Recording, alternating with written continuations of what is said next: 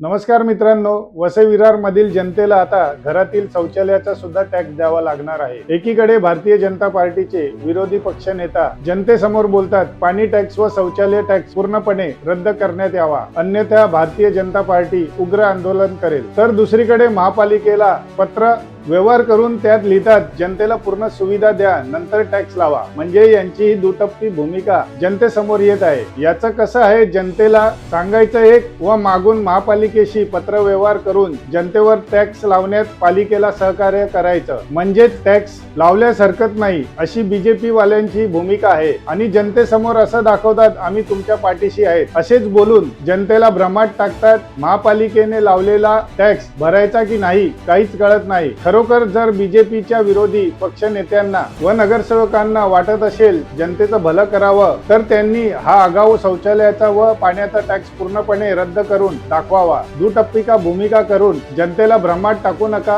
आता जनता सुज्ज झाली आहे। तुमचं कसं आहे, जनतेसमोर एक भूमिका मांडायची व नंतर दुसरी भूमिका, अशाने नंतर काय परिणाम होतील हे जनता दाखवून देईल। कुमार काकडे फॉर चेंज, लोकांसाठी लोकांसोबत, टीम कुमार काकडे।